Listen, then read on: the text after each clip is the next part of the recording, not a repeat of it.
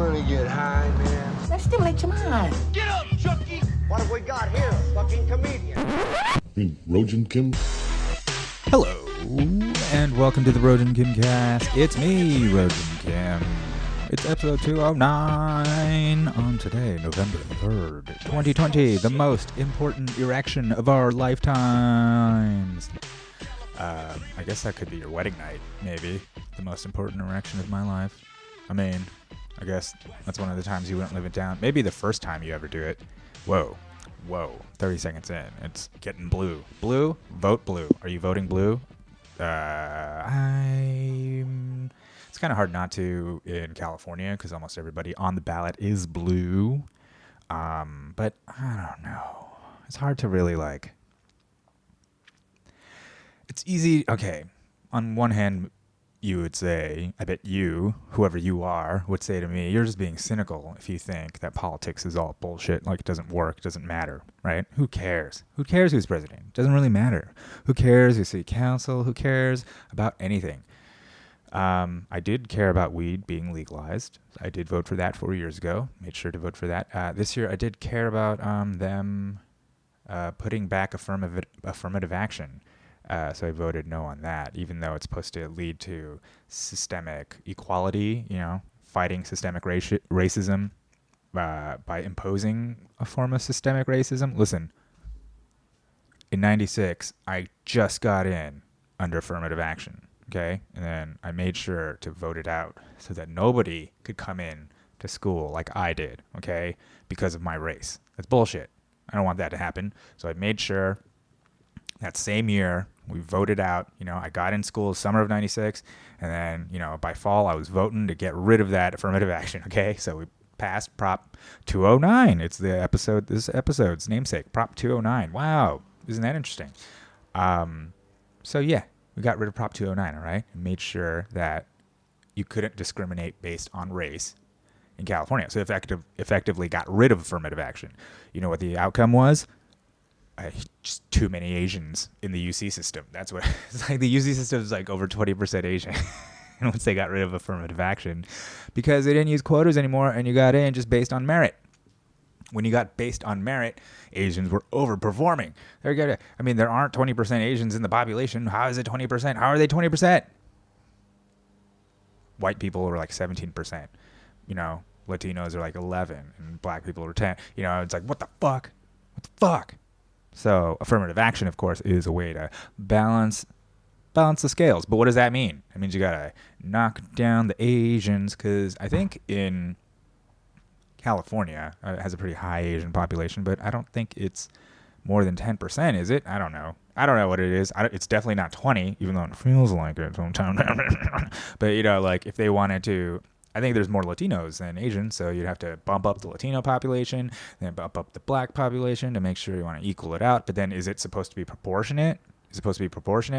How are we supposed to figure this out? And who's going to do it? The people who Gavin Newsom, he's going to look at what a great job he's done in California. He's going to get in there and just we're going to make sure that it's only 5% Asian now, because that's equivalent to the population. But then we need to boost up the other number. It's just this kind of technocratic micromanaging of society that always seems to lead in disaster. That's not to say that there aren't some successful forms of, I guess, like not smoking inside, wearing your seatbelt, just little things you do, I suppose, have saved lives. Maybe life is better for it. But the one child policy, now that was too far. See, that fucked everything up. Now you have a bunch of, China's just chock full of virgin dudes who don't know how to talk to girls. There's just no girls anyway to talk to. They're just losers now, or they end up marrying North Koreans who are a hot ticket item in China, okay? North Korean girls, hot ticket item.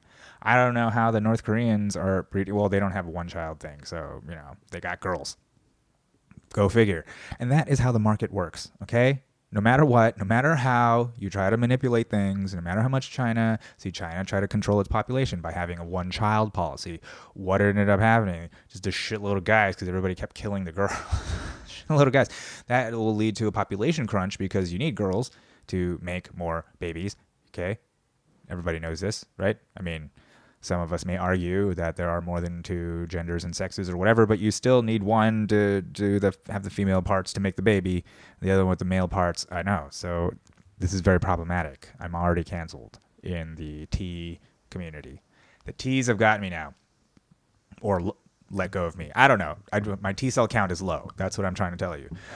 Okay. If somebody put a syringe to your neck full of COVID and another syringe to your neck full of AIDS, which one would you take? Which one would you take? And then I put a gun to your head. And don't ask me how. Maybe I have a third arm. Maybe I have a secret third arm, or like a robot arm, or much more easier thing would be just to have a friend. But it's hard to get a friend. What am I going to do? Like have a co-conspirator and all this? So maybe what I got to do is rig the gun to the wall and have it operated by foot. And then I have one syringe on you on either side of your neck. And I guess the gun has to point not toward me. It has to point away from me. Well, anyways, that's the scenario. Gun to your head, 2 syringes, COVID or AIDS. Which one do you take? Which one do you take? I mean, I would take COVID, right? Wouldn't you take the COVID? Would you take the AIDS? I mean, I guess if you look at Magic Johnson, he's fine, and you look at Trump, he's fine, but they're both rich and powerful men. Who's to say what would happen to just Joe Schmo with no health insurance? Huh? What would happen? I think he would pick COVID. I don't know. That's just me. You tell me what you think. I don't know how I got sidetracked onto this. Just because of I was talking about the Chinese. Talking about the Chinese. That's how we got COVID. Okay. Talking about the Chinese. That's how we got COVID. But now the Chinese have AIDS. Okay. Lots of AIDS in China. It's everywhere, running rampant. Or I don't know if it is anymore. It was. I had a buddy that was his job. He would research AIDS in Africa and China. And it's like, and coincidentally, China is all the way up in Africa all the time. I mean, is it a coincidence that they have AIDS? Is it a coincidence? I don't know. Probably. COVID. Is it a coincidence that COVID came out of China? That's SARS-2, not SARS-1. And now what am I? They say I'm a self-hating Asian. That's what they call me. Some people have called me that, but you know what? I'm not a self-hating Asian. I'm an other-hating Asian, okay? As in, I hate other Asians. Just like a good Asian should. All right. These are jokes. All right. Anyways, I was talking about the one-child policy, how the government, the state, trying to manipulate things always kind of fucks up. See, the one-child policy created all these dudes, which in turn made a bunch of COVID. But anyways, all these dudes. And then they need girls. So where do they get them from? North Korea. They import girls from Russia, North Korea, whatever, because that's what I was just trying to say. Market forces will prevail, okay, in the end. And that's why there's a giant human trafficking ring going on. There's a global human trafficking ring. There are children involved, and some of the top figures of our land are, implicated in letting it. And it's global. It's human traffickers, arms dealers, drug dealers, okay? It's all connected. Okay? In fact, let's go listen to Alex Jones. Let's all go listen to InfoWars and come back. Okay. Are you back? All right. So, it's voting day. I tried to vote. The whole point of all of this was I tried to vote. I went through the propositions because I was going to vote against the, I think it's 24. Prop 24. One of them. I don't know. I wish I should have had the voter guide in front of me. I don't have it. Okay. Prop 24. It's probably that one that says they want to bring back affirmative action. I said, no, you're going to keep those Asians in there. You're going to keep those Asians in those schools. Okay. Because then what? I don't want a bunch of Asians not in college. All right. Do you understand what a nightmare that is? They're going to be on the streets, driving? They're going to be out there? But you need that. It's going to be all, you just want to have a bunch of people who shouldn't get into school in school. So then you have just dumber doctors and lawyers. Is that what you want? Dumb doctors, lawyers, scientists, or God forbid, a bunch of fucking liberal arts degree holders? Like that's who all come out with no job. Like, why would you keep repeating this ridiculous cycle? I came out with a degree in psychology and political science. They're absolutely useless. I mean, no, I could have had a profession. I could have taught or something. But I mean, and it if anything, it's helped me do comedy and deal with people. But beyond that, you know what I mean? And that's maybe what it's for. Maybe that's what it's for. But I mean, is that stuff I could have maybe learned through life experience on my own? I don't know. There's no way to say. I don't regret I don't on it. Let me tell you, as a young, wild Asian, I don't regret not being in school because if I was, I would be dead. I would be dead if I was not in school. You know what I mean? I would be dead if a lot of these kids have nowhere else to go. Do you understand? I mean, and I'm going to come from it from a less racist perspective and more of one of an empathetic one where I'm like, dude, these kids, the college is their only shot to get out of school. These fucking Asian kids, okay? And you don't understand what kind of life they've been living. They've basically been living like a double life where you have to be like one way, at home and one way outside. And maybe I'm also speaking in an antiquated way because this is how I grew up, and it's probably pretty different now, I'd imagine, okay? Things may be more liberal socially, whatever. I mean, my parents came here in the fucking 70s, so they're sort of trapped in that mindset. But people coming over here now, maybe they're I don't know, they have a different mindset about everything. Maybe they're like, go ahead, get out there, be a kid, be an American kid. You gotta do it. I mean, actually, that is, I bet, what happens. And those kids are the most lost. All right, those kids usually die before they don't even make it to college. All right. So, anyways, for kids who've been acting good, they've probably been living some kind of shifty double life, okay? Sneaking out. I know I did. I snuck out. I stole the car. I was fucking hiding under my girlfriend's bed, like just fucking doing drugs. Like, fucking, I was a bad boy. I needed an environment away from my parents where I could fail on my own and almost kill myself on my own so that I could realize that, okay, I'm no longer under the control of my parents. I'm no longer under, their purview. Whatever. This is me. This is all me. And coming to terms with that and being like, fuck, I gotta do something about this. I was like on academic probation. I was about to fail. I had been depressed for like a year straight, didn't go to class, just failed out. And then, one day I was like, maybe I should just kill myself. Maybe I should just kill myself. I mean, I'm like failing. I felt like a total failure. I couldn't turn to my dad. I have no mom. I couldn't turn to my aunt, really. I don't know. I just couldn't turn to anybody. It didn't feel like it. I was in a deep, dark hole, the cliche of depression. That's what it is. And so I remember being at the BART station in Oakland, looking at an oncoming BART train. That's what they call the trains, BARTs. And just thinking like, I'm just going to jump. And then right as I was about to do it, I was like, fuck, I'm going to be killed by a BART. It's like, I don't know. I just felt like it was lame. Be killed by a BART in Oakland. BART running me over. I don't know. It seems like I'm like, look, if I'm going to get run over by a train, I might as well do it in New York, in the New York City subway, right? If I can, an institution, an iconic mass transportation system of this country, not the BART. The BART is, get you to San Francisco and back, but it's not, that's it. It gets you across the bay and back. I mean, really, it's not really a useful transportation system, So I decided, fuck it, I'm going to graduate and get my ass to New York where I can fucking jump onto some real train tracks like a fucking real American, okay? And then fast forward to by the time I got to New York, I didn't want to kill myself anymore, all right? And that's just life, Life, you zig and you zag. You have no idea what happens, okay? You want to kill yourself and you realize, I don't want to go out like this, right? You, at some point you do care.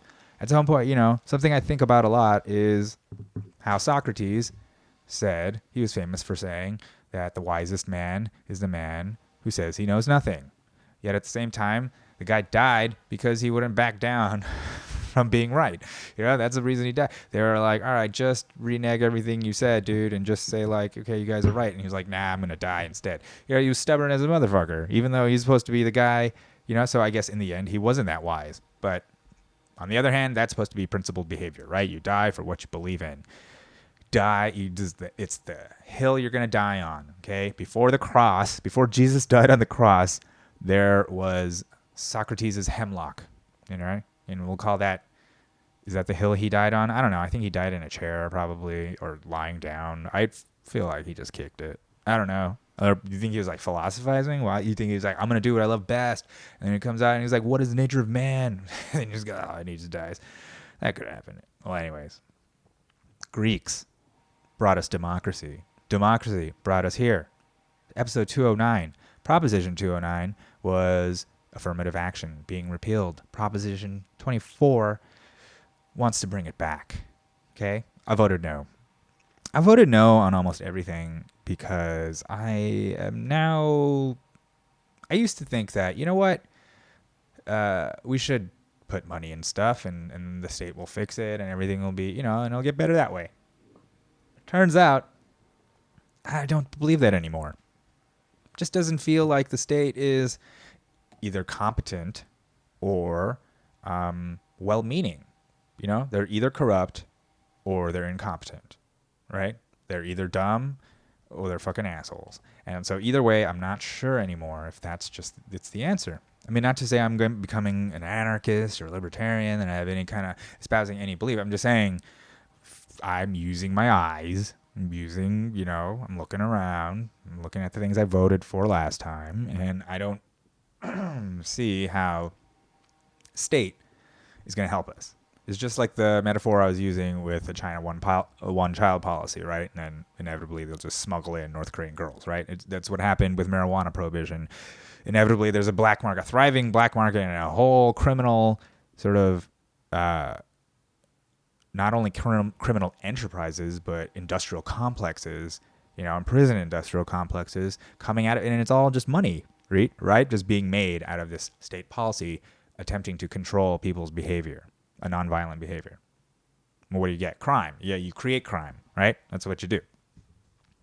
So I feel like that's, my voting philosophy this time around was that, what, the state sucks.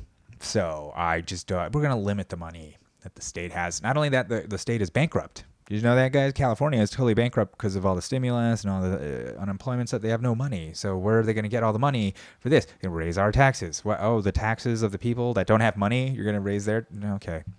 They want to raise property taxes on businesses, right? And meanwhile, businesses are fleeing. It's like, okay, that's a great idea, guys. This is a great... We need the governor back. We need the... And this is the thing. It's like, I don't have any party affiliation, but I feel like under Arnold, at least, states seem to be better off. It just seems like the Democrats can't govern. I don't know what it is, but the Democrats, they're just not... Is it because they're corrupt or incompetent? Which one is it? It's not like the Republicans are any better, but at least with them, it's like everybody's watching them and everybody's angry at them, It's not like, oh, we love Gavin Newsom. Everybody's like, we love... I mean, people here are starting to hate him, of course. But, overall, like the Democratic sort of archetype is like a pretty boy. It's like pretty boy, snooty guy from a nice school. He talks well, he speaks well, says all the right things. Loves blackface for some reason. No idea. I don't know why. They love blackface, but they do. Usually kind of rich. Usually hypocrites. Like Gavin Newsom had his winery opened while others were closed. Nancy Pelosi going to the beauty salon without her mask. All that stuff. Yeah. Okay. So anyways, out with the state. Boo, state. That's what I went for. The other thing, I was just against all incumbents. Out incumbents, y'all. That's what I think. That's what the only good thing I think about voting is just voting out people. I don't really know if it makes any difference, but at least get them out of a job. So, Ted Lieu was my guy, and a lot of people are like, as a good Asian, I should be voting tribally for Ted Lieu. Well, you know what? As an American, I can vote for whoever the fuck I want. All right, and I guess. As an American of Korean descent, fuck Ted Lieu. No, that's not why. Ted Lieu did all this grandstanding over Muellergate. He did this whole thing. He tried to fucking get Mueller to admit that like a crime was committed, and the only reason that he couldn't indict Trump was because he was a sitting president. And Mueller's like, no. I mean, he said yeah, and then he was like, no, I did. So that like he was trying to get this gotcha moment. He was doing all that, and it was all fake and bullshit. And so maybe it's not Ted Lieu's fault. See, I thought it was Ted Lies. Maybe it's not Ted Lies. Maybe it's just Ted lose the vote, lose the election. Ted lose the election. Ted lose. Just gonna keep trying to ram this Ted Lieu pun down your throats. Ted loses. Ted loses it all. Ted loser. Okay. These are all the things his opponent could have said. Maybe they couldn't have done. He could not go, Ted Lieu single-handedly spread the coronavirus in Los Angeles County just by going to Wuhan, China in November. Ted Lieu's family. Ted Lieu, his real name is Ted Wu, who's in charge of the Wuhan Institute of Virology. You know, you could have done stuff like that, real xenophobic stuff, and that stuff just doesn't fly anymore. But it used to. That's the whole thing. Like marijuana, Chinese Exclusion Act, all that stuff was based on real xenophobia. A lot of people are saying, well, so was Trump. Trump was based on real xenophobia. But I don't know if it was real in the sense. I mean, I'm sure there's some. I mean, that's America. Okay? We're racist. All right? Congratulations. We're racist. But there's a real thing about labor. There's a real labor issue going on. And yes, you use, just like with marijuana, they pit white labor and black labor against, you know, Mexicans and Asians or whatever. You know, they pit all the labor against each other in order to pass marijuana prohibition only so that they could have an infrastructure, you know, because they had an infrastructure already in place because of alcohol prohibition, and they had all these guys who needed jobs.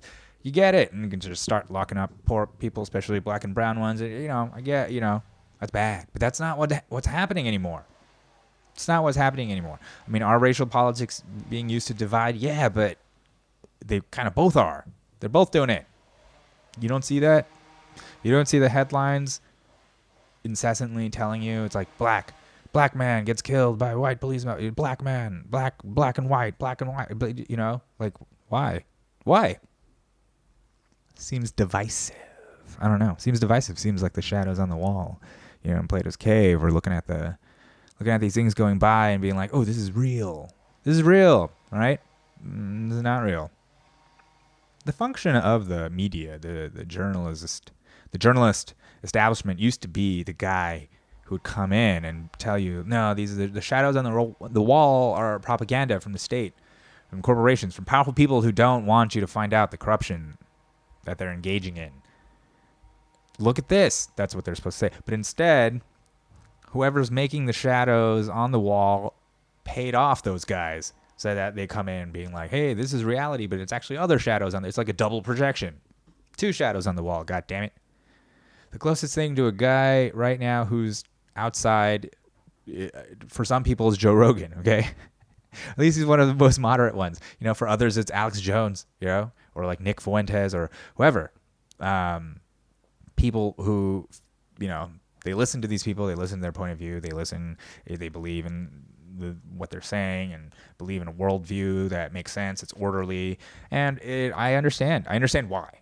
Because otherwise it's chaos out there, and chaos is not friendly to life, you know? Chaos can create it, or you need order out of that. It's a goddamn yin-yang thing again. But I know, for me, I had a completely chaotic life right as I, you know, from high school into college, and then when I was kind of thrown into chaos with nobody to help me, nobody around, I didn't even talk to my parents or dad or anybody, you know, I didn't talk to anybody, having all this difficulty, and then death seems like an easy solution because it finally ends things, right? Finally ends, you know, there's a stress that comes along with uncertainty, right? Anxiety, you know, and finally just brings you peace and ends it. Right? And a lot of people, you can understand why they would like that. But it isn't necessary. But I also realized that I wanted to live, you know, that life comes out of, you know, maybe if I create order in my life, I could find something better. I could do something with myself. I don't know, whatever that drive is. Maybe it's just a survival instinct. Maybe somebody instilled that into me, taught me it. Maybe it's just some innate thing. I don't know. Okay. But, you know, you use that and you find something. Find something. People find religion. People find love. People find their profession. People find politics. People find something. They just need structures to guide themselves. To community. You need community. You need to find something. So I get it. I can't expect everybody, you know, flat earthers. It makes sense. Flat earthers, it all comes down to just God, right? Just believing that there's something bigger than yourself out there. So you could just kind of let go. You don't have to worry about the entire universe inside of your brain. Try to fathom the entire like cosmos with your tiny little monkey brain. You can't do it. So why even try? Or why hold on to it? That's the other thing. I don't know. Maybe with me, the drugs. Definitely the drugs. Psychedelic experiences, meditation, psychoanalysis. You know, these things have helped me come to some kind of orderly system, something for myself, at least to just hang in there in the face of having nothing. in the face of having no natural sources of these things. Meaning parents, really. I mean, parents provide a network, a structure, a superstructure, a sort of like framework for reality. They provide everything, and it's so taken for granted, because everybody has them usually. I mean, at least one or two. There's some guiding force there. There are people who are orphans, right? There are people who are cast aside. There are people who are neglected. So, I was a child of neglect. So there are plenty of people out there who don't have that, and a lot of them are criminals. Okay, they're deviants and criminals, should be locked up. I know, I was one of them. If I hadn't gone to college, I would have gotten locked up. All right, bringing it back to college. Anyways, organizing principles. People look for them. People need them. People look for answers. They just say it's all palliatives. It's like mask wearing. Mask wearing, honestly, look, I don't bug people about wearing masks. You want to wear a mask, wear a mask. But I don't want to wear a mask, especially outside. I'll wear it inside to make you feel better or whatever, but I don't wear it outside because at that point it's ridiculous. I'm not going to wear it outside just so you feel comfortable. Just because you're wearing your mask so you feel comfortable, because that's really all it is, and that's fine. Listen, scientifically, yes, that masks are efficacious in a sterile environment where someone may be infected and someone, and so on and so forth. But if masks are that effective, why aren't they all using bandanas in hospitals? Why doesn't everybody use a bandana, huh? Why are they all using cloth masks? You know why? Because they have to be sterilized. They don't work if they're not sterile. Then you have to wash them all, so you have to have these sterile masks. So the sterility is a big part of it. Okay, how sterile is it outdoors? Huh? How sterile is it out there when you're touching your hands, you're touching your face, you're interacting with the bed? How sterile is it? Okay, how effective is it when there's air blowing around? You're not inside, you're outside. There's air blowing around, sunlight, and do you think the virus particles can't penetrate your mask or your orifices? They can't do that. And you think so really the mask, what it's supposed to be doing is catching particles coming out. So this is under the presupposition that you have it now. Now you got it. You're breathing it out. Did you know there are some scientific studies that suggest that if you do have a virus and you have a mask on and you breathe out through it, you are actually aerosolizing it, making it travel even farther, that you could actually be making it worse. You could be making it worse. The thing is, it's hard to do these studies on these masks outside because there's so many confounding variables. Okay? You can do it in these laboratory settings, very sterile environments, control them, and come to a conclusion, but that doesn't necessarily make it so outside. Okay? So this is what we've done. We've taken a piece of science that works in a very specific environment and then extrapolated that to the outside world where there's no proof that it works like that at all. You know what I mean? There's no proof that that's actually what happens. Right? It's like, it's like saying that like you come out, the fire is very effective for warming. Okay? Very effective for warming, and very safe in a controlled environment. So then you should just go ahead and set things on fire, right? Obviously there's so many variables with the fire that you can't control the environment. So the only way to control that fire is to create an indoor maybe environment, a smaller environment, put it in a pit. You know what I'm saying? Like maybe it's not the best metaphor, but all I'm saying is that the mask is a symbolic form of feeling safe. It's not really doing much, but it's making you feel safe. Okay? And that's fine. That's fine. But at some point, I guess you have to make a choice. It's like, do you perform the gesture at all times, or are you gonna assert reality, or what you think is your form of reality? Everybody's trying to tell you, no, it's like the shadows on the wall. Everybody's trying to tell you, no, this is reality. And at some point, I'm just like, nah, it's not. We don't have to. Come on. We can live I'll play your game inside. I'll do it, but not outside. We gotta still have some freedom somewhere. I don't know. Is that a value? Is that an organizing principle? Can freedom be an organizing principle? Liberty, the Constitution, any of these things? Or should it be God and the family, traditional religious institutions? Is that what we have to? Should we turn back to those things? Is it science? Science doesn't work that way, though. See, that's the whole thing. Along with the mask thing, this idea that you take a thing here, masks work in this environment, so we're going to extrapolate, take it out here. That's not how science works. Science would then have to test that and then come up with a way of testing it and then figure out there's really no way of testing it. Okay? Science is not a religion. Science is, there's no dogma. There's no like science says, and then you go, okay. And then you listen to the experts and you go, okay. That's actually anathema to science. That's the opposite of what science is. Okay? Science is conversation, constant checking, back and forth, making sure you offer it up to be challenged. Go ahead, prove me wrong, prove it wrong, disprove it, or try to do it again, replicate it. That's science. So there's no listen to the experts and the experts debate. That's like a priest class. That's a priest class right there, telling you that you got to listen to God, listen to the word, don't question, listen to the word. These are the human beings or the intermediaries between you and the divine, and they're telling you that you shouldn't question the words written by man who are connected to the divine. Okay, that was a man who was connected to, who wrote those laws, but we were saying that no, the divine is speaking through him, and you have no access to it. Okay, all right, fine. You know everything, and I know nothing. Okay, that's great. Okay. There's no logic anymore, right? There's no more critical thinking in our society. There's very little of it because if you need a whole society susceptible to advertising, you can't have them be all like, wait a minute, that doesn't make any sense when they watch a commercial. You know what I mean? They got the shadows on the wall. You gotta make sure everybody, and then you just.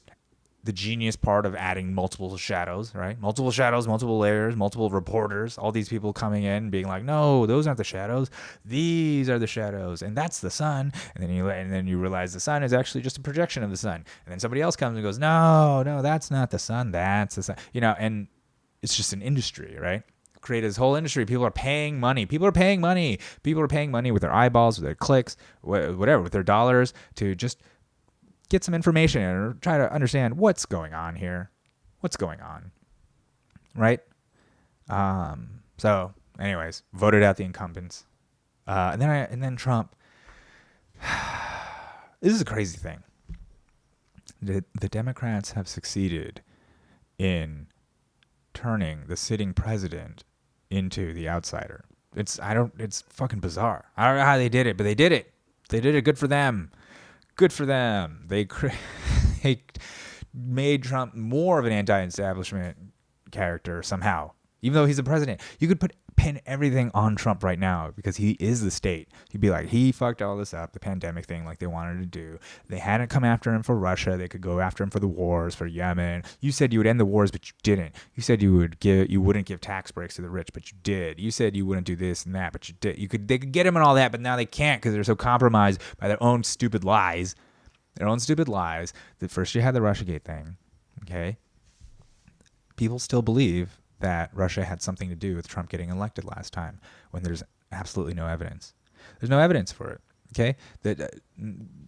There's evidence that they might have tried to make the Facebook ads, and there's evidence that they might have tried to take the polling data, and there's that evidence, okay? But there's no evidence that the Trump campaign colluded with the Russian government, okay? There's no evidence of it. And the evidence they tried to use to start that investigation ended up being bullshit, okay?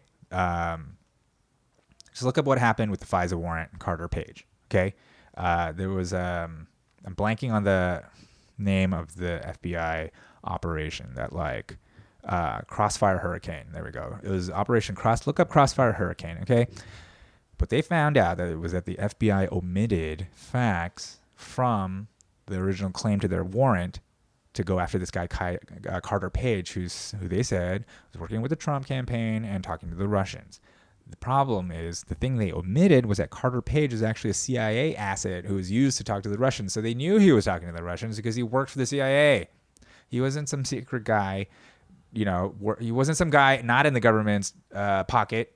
He was a guy in the government's pocket. So he was a fucking, you know what I mean? So the FISA warrant is the Foreign Intelligence fucking something secrecy act or some shit, right? So it's like you can just get a warrant on someone violating the Constitution just by saying that, like, ooh, it's foreign intelligence. He's working with foreign intelligence. So, like, they're saying Carter Page is working with foreign intelligence, but the whole time he's actually working with our intelligence, talking with foreign intelligence. That's what's in Crossfire Hurricane, among other things. There's this whole testimony that came out of I think it's called CrowdStrike.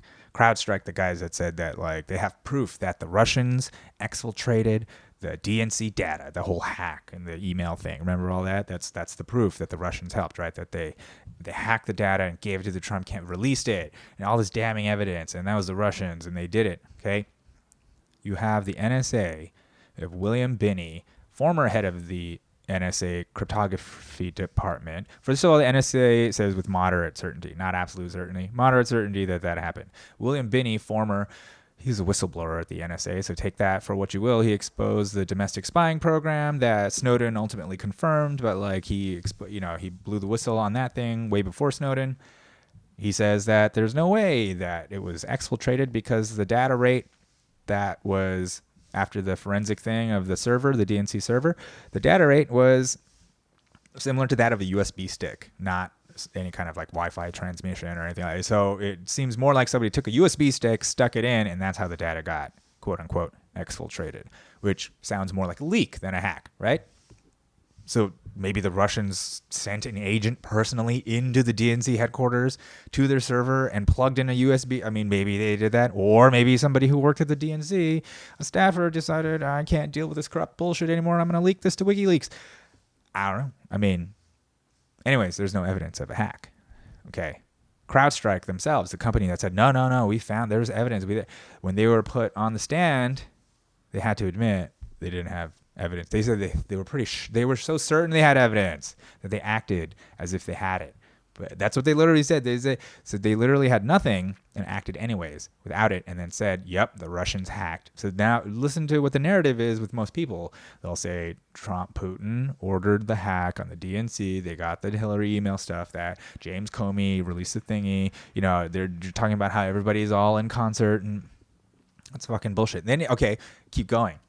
You find out now with the Durham shit coming out, you find out that fucking James Comey, Brennan, they all knew that Hillary and Obama knew that Hillary Clinton was coming up with this Russian story in order to distract from the email thing.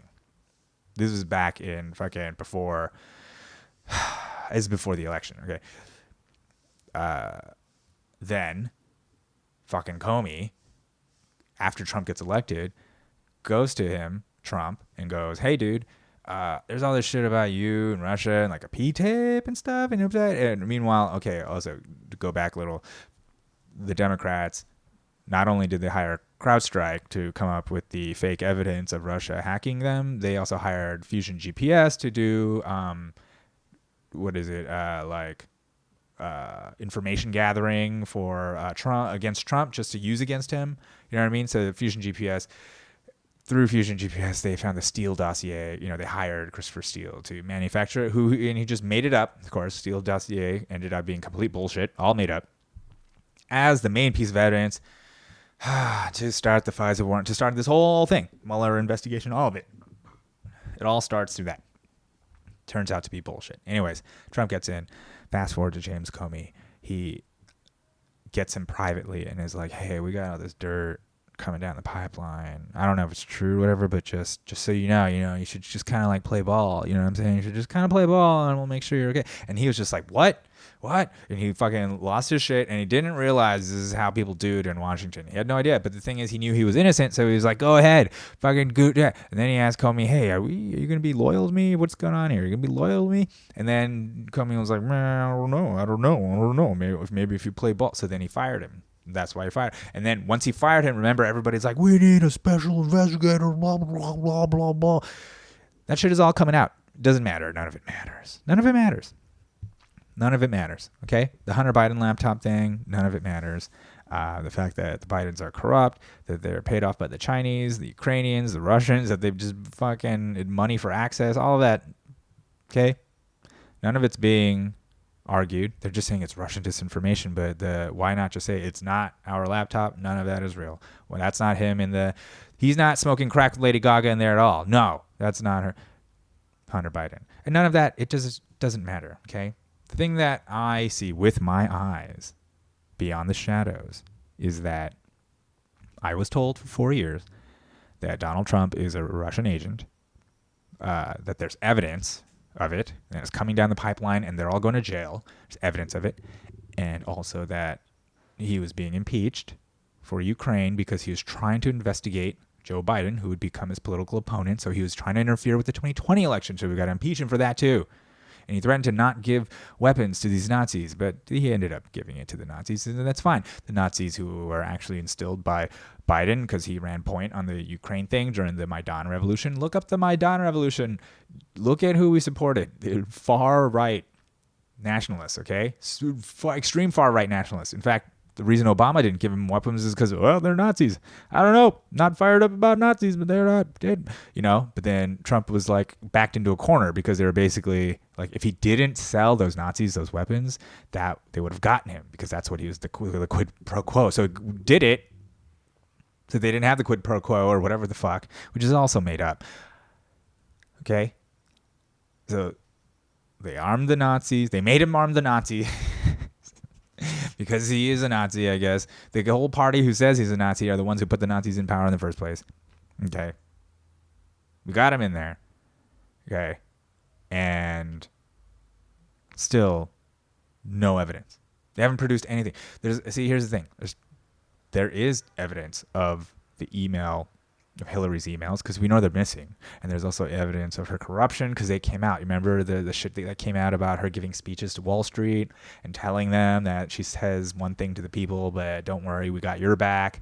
You remember that shit came out, and then all this weird Pizzagate shit also came out, and all this stuff came out. And then it also came out that they were getting the questions from CNN ahead of time. Then it also came out that they fucked Bernie, that they basically fucked Bernie and stole it from him. All that stuff came out.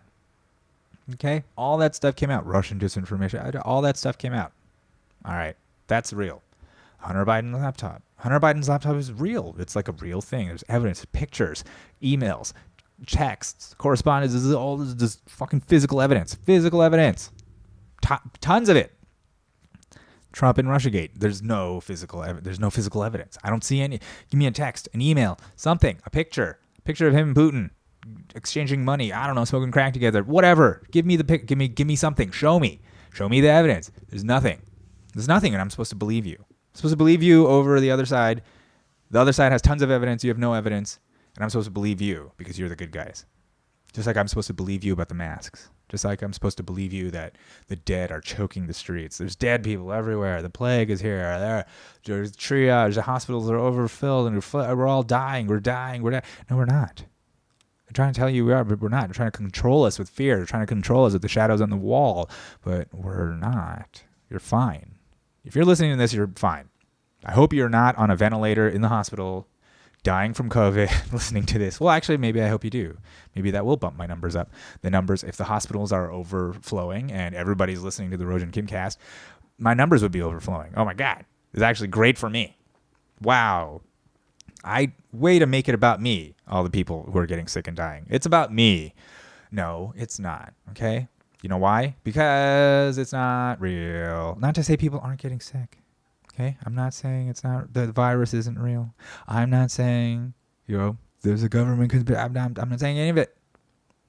Okay? I'm just saying, use your eyes. Use your brain. Look around. Look at your family. Look right at you. Look at yourself. Look at your own health. Okay? I'm going to tell you right now, the most important erection of your life is yours. Okay? It's not the general erection, the national erection, the local state erection. None of these erections matter. The only erections that matter are yours. Okay? The inner circle. Your own circle of erections. That's what matters. Now, if you're in some kind of circle jerk and there's a bunch of erections in there, and I guess they matter too. I guess all erections matter at that point. But until then, just remember that the most important erection of your life is yours, and that's all, Is this an existential threat? Is this erection all about an existential threat to our lives? I don't know. I just know that after one erection, I usually have another.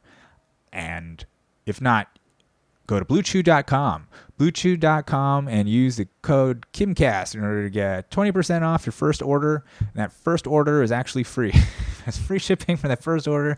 And get on and go to bluechew.com and get the Blue Chew. They're sweet, delicious candies for your dick. And they get so hard because if your erection right now, the erection right now doesn't last for the rest of your life, what good are you? If you want an erection for the rest of your life, Eat a Blue Chew every day.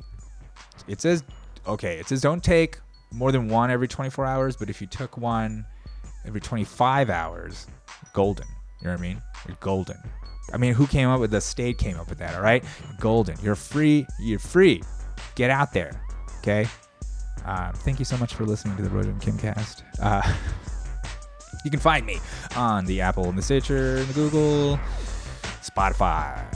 Subscribe to my YouTube channel. Just find me out there. Just ding, ding, ding. Get your wife's phone. Ding, ding, ding. Just hit the subscribe button. Smash the likes. Whatever. Do all that stuff. Thank you so much for listening. Goodbye.